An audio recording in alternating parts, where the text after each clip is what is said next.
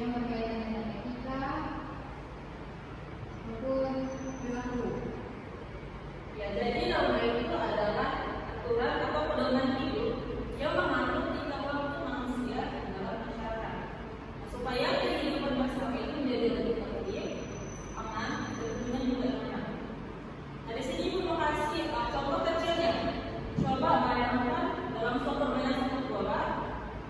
Nah, kalau tidak ada namanya aturan, tidak ada aturan offside-nya atau kartu merahnya, apakah permainan itu akan terus berjalan dengan baik?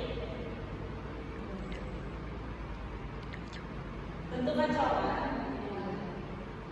Nah, jadi itu kan namanya norma. Norma itu adalah ibarat aturan mainnya di dalam kehidupan bermasyarakat. Nah, tadi kita sudah membahas tentang apa itu norma secara umumnya. Sekarang kita akan membahas satu persatu untuk macam norma yang ada di lingkungan masyarakat kita pada saat ini.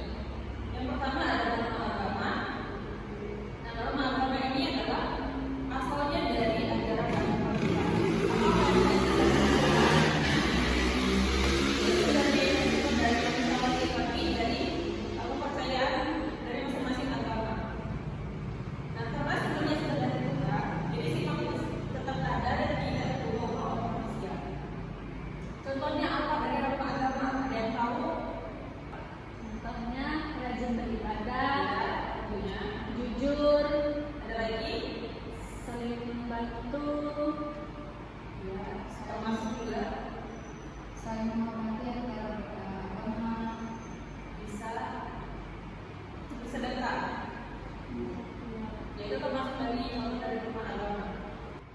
Nah, jadi sanksi yang kita dapat ketika kita melanggar norma agama ini adalah sebuah dosa. Karena ini sanksi yang berupa dosa yang dirasakan nanti ketika kita di akhirat menurut keyakinan kita masing-masing. Jadi ini bukan lagi sanksi yang bisa kita lihat saat itu juga. Nah, baiknya tadi tentang norma agama. Sekarang kita lanjut ke norma yang kedua, yaitu norma kesusilaan. Nah, jadi norma kesusilaan ini berasal dari diri kita sendiri, yaitu hati nurani.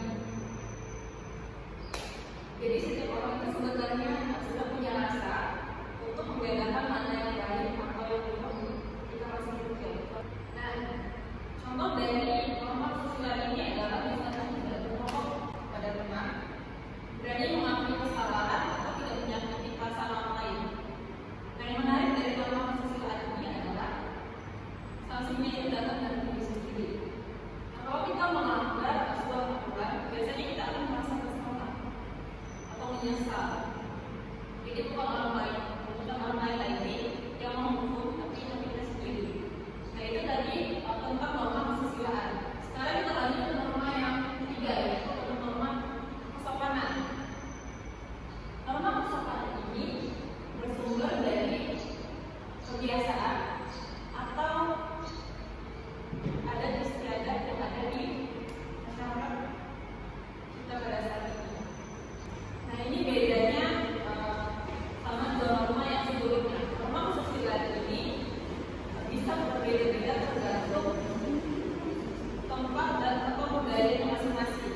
Kalau dari norma kesopanan ini adalah pertama ada ketika kita ketemu orang lain, wajib mengucapkan salam terlebih dahulu.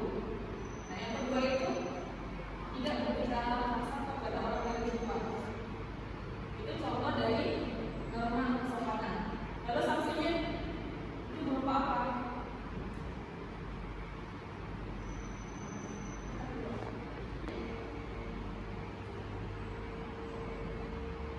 Nah, kalau kita melanggar norma kesopanan,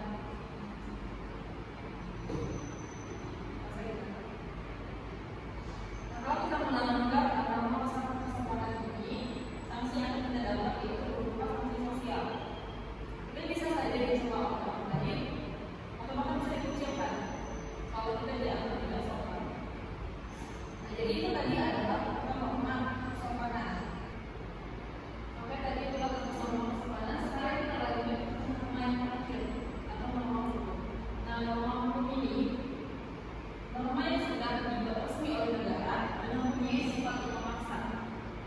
Jadi siapa